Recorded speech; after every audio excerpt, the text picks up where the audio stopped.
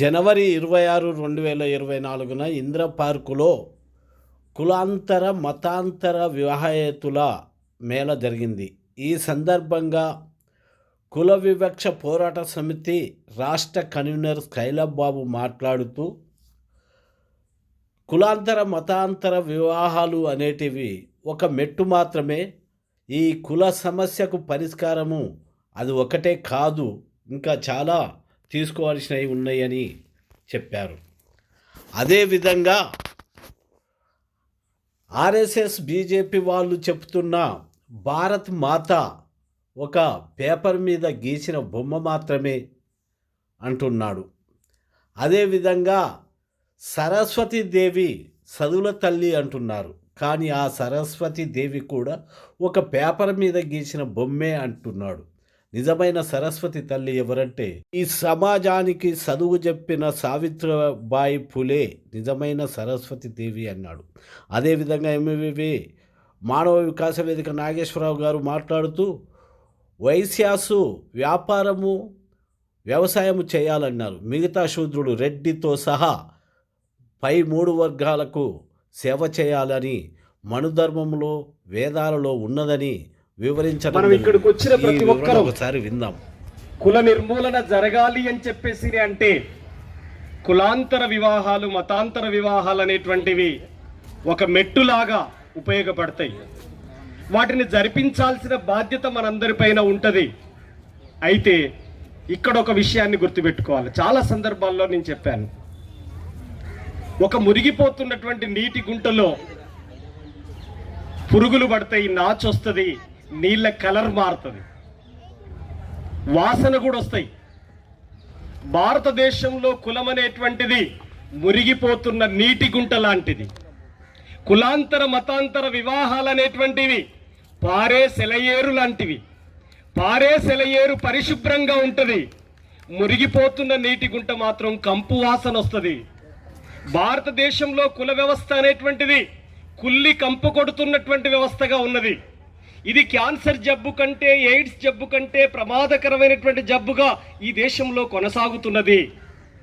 దీన్ని నిర్మూలించనంత కాలం భారతదేశంలో ఏ విప్లవాన్ని తీసుకురావటం అసాధ్యమనేటువంటి విషయాన్ని డాక్టర్ బాబాసాహెబ్ అంబేద్కర్ ఎప్పుడో మనందరికీ చెప్పి ఉన్నాడు. అయితే ఈరోజు మనమంతా హిందువులం, గంగాజల బిందువులం, బంధువులం అని చెబుతున్నారు బయట. ఈరోజే నేను ఉదయం సుందరయ్య పార్కులో రిపబ్లిక్ డే జరిపి వచ్చాను.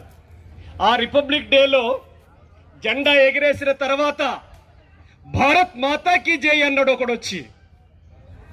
నేను జై బోలో స్వతంత్ర భారత్కి జై అన్నాను. నేను తాను 2-3 సార్లు అన్నాడు, నేను 2-3 సార్లు అన్నాను. జై బోలో స్వతంత్ర భారత్కి అనే మాట నేనంటున్నాను, భారత్ మాతాకి జై అని చెప్పేసి ఆయన అంటున్నాడు. భారత స్వాతంత్ర పోరాటంలో నవ్వుతూ ఉరికంబం ఎక్కినటువంటి, రవి అస్తమించని బ్రిటిష్ సామ్రాజ్యాన్ని గడగడలాండించినటువంటి విప్లవ వీర యువకిషోరం భగత్ సింగ్ యొక్క ప్రాణ త్యాగాన్ని అధాపాతాళంలోకి తొక్కడానికి వాడు భారత్ మాతాకి జై అంటున్నాడు. మోకాల మీద కాదురా కాల్చేది, ఎదురు బొచ్చ మీద కాల్చురా అని చెప్పేసి గుండెను అడ్డు పెట్టినటువంటి అల్లూరి సీతారామరాజు పాత్రను తక్కువ అంచనేయాలని చెప్పేసి వాడు భారత్ మాతాకి జై అంటున్నాడు. ఈ స్వాతంత్ర పోరాటంలో అసూలు బాసినటువంటి అనేక మంది అమరవీరుల ప్రాణత్యాగాల్ని వాళ్ళు తొక్కిపట్టడం కోసం భారత్ మాతాకి జై అంటున్నారు. భారత్ మాత అంటే ఎవరి దేశంలో 150% ఉన్నటువంటి ప్రతి స్త్రీని భారత మాతగా మనం గౌరవించగలగాలి.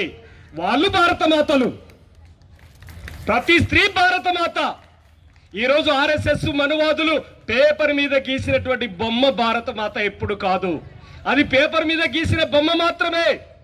ఈ దేశంలో ఒక యుద్ధం జరగాల్సిందే. కుల నిర్మూలన జరగాలంటే సావిత్రిబాయి పూలే ఎవరో తెలియాలి, సరస్వతి అంటే పేపర్ మీద గీసిన బొమ్మని తెలియాలి, సావిత్రిబాయి పూలే అంటే ఈ దేశంలో అట్టడుగు ప్రజలందరికీ అమ్మాని తెప్పి తెలియాల్సినటువంటి బాధ్యత మనందరిపైన ఉంది. అది తెలియకపోతే ఎవరి భారతమాత, ఎందుకంటున్నారు ఈ భారతమాత పేరిట? పోనీ భారత స్వాతంత్ర పోరాటంలో పాల్గొన్న చరిత్ర ఉందా? డాక్టర్ బాబాసాహెబ్ అంబేద్కర్ యొక్క రాజ్యాంగాన్ని గౌరవించిన చరిత్ర ఉందా? పోనీ ఈ దేశ స్వాతంత్ర పోరాటంలో మువ్వన్నెల జెండాగా ఎగురుతున్నటువంటి జెండాని గౌరవించిన చరిత్ర ఉందా? ఈరోజు కులాంతర వివాహాలు, మతాంతర వివాహాలు జరిగితే దాడులు, దౌర్జన్యాలకి పాల్పడుతున్న వాళ్ళ తరపున వాళ్ళున్నారు. భారత్ మాతాకి జై అనే వాళ్ళు. మీ అందరికీ తెలిసి ఉండాలి, పెరుమాన్ల ప్రణయ్ హత్య జరిగినప్పుడు బాగా గుర్తుపెట్టుకోండి.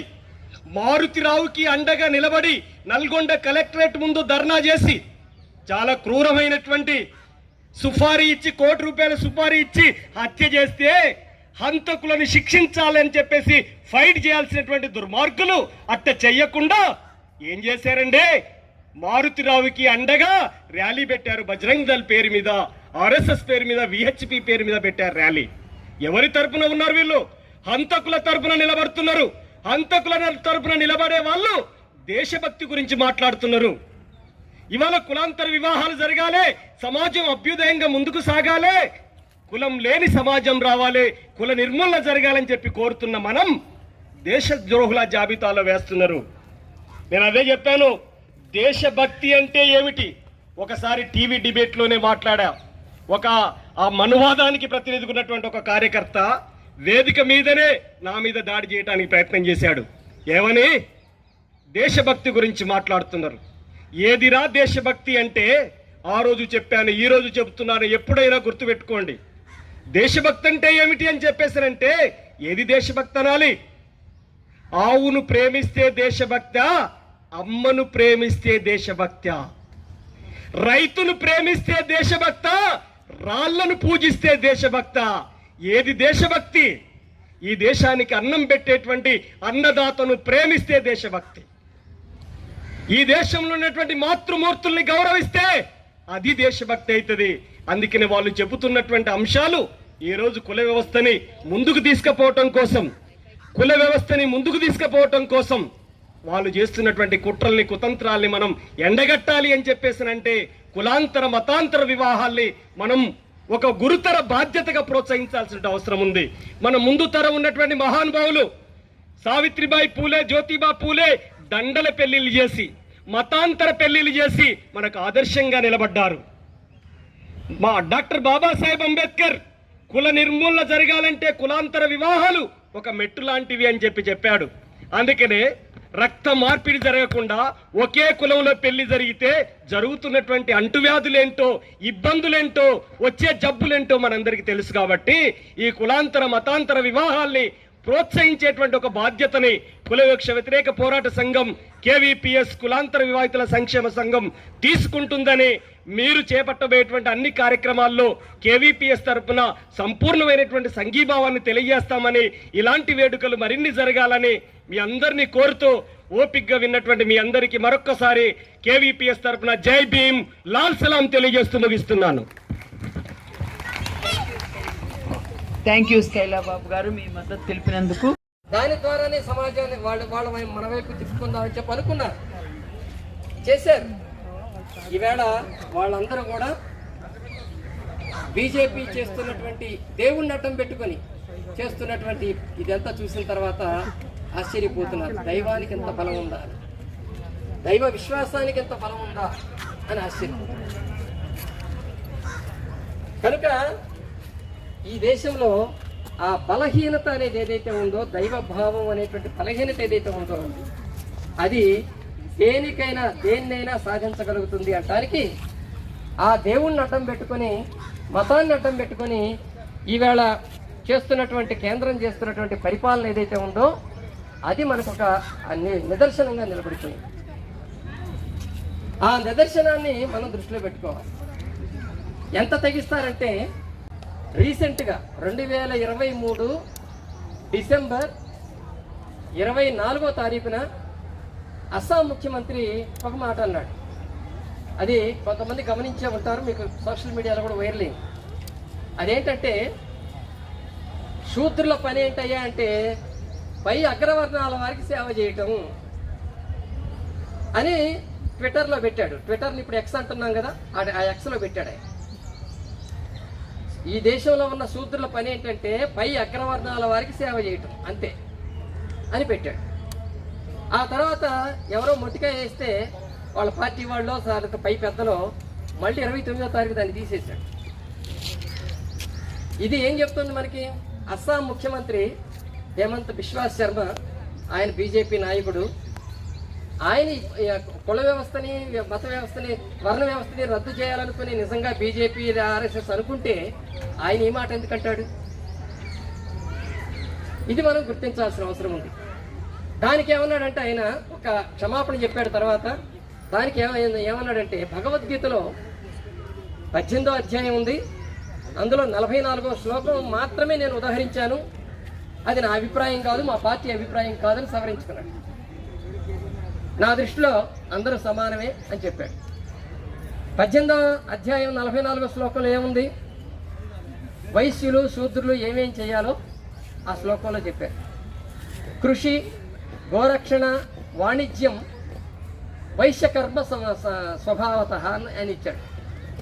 కృషి, గోరక్షణ, వాణిజ్యం వైశ్యకర్మ స్వభావజం, పరిచర్యాత్మకం కర్మం శూద్రస్యాపి స్వభావజం. ఇది ఇచ్చింది ఆయన శ్లోకం. అంటే వైశ్యులు చేయాల్సిన పని ఏందయ్యా అంటే వ్యవసాయం, గోరక్షణ, వాణిజ్యం, వ్యాపారం. ఈ 3 హక్కు ఏందయ్యా అంటే పై 3 వర్గాల వారికి సేవ చెయ్యటం. ఇది భగవద్గీతలో ఉంది. కాబట్టి ఇది ఆయన కోట్ చేశాడు. ఇది చాలా స్పష్టంగా ఉంది. ఆయనే కాదు, అంతకుముందు అన్ని గ్రంథాల్లో కూడా ఎవరెవరు ఏ వర్ణాల వాళ్ళు ఏ పనులు చేయాలి అనేటువంటిది ఒక లిస్ట్ ఉంది. బ్రాహ్మణులు ఏం చేయాలి, క్షత్రియులు ఏం చేయాలి, వైశ్యులు ఏం చేయాలి, శూద్రులు ఏం చేయాలి. ఋగ్వేదంలో 10వ మండలం దగ్గర నుంచి స్టార్ట్ అయింది. ఆ తర్వాత మనుధర్మశాస్త్రం దాన్ని ధృవీకరించింది. మనుధర్మశాస్త్రం అన్నిటినీ, అధికారాన్ని, చదువుని, జ్ఞానాన్ని పై 3 వర్ణాల వాళ్ళకి రిజర్వ్ చేసేసింది. 4వ వర్ణం అయినటువంటి శూద్ర వర్ణానికి రిజర్వేషన్ ఏంటంటే పై 3 వర్ణాలకి సేవ చేయటం.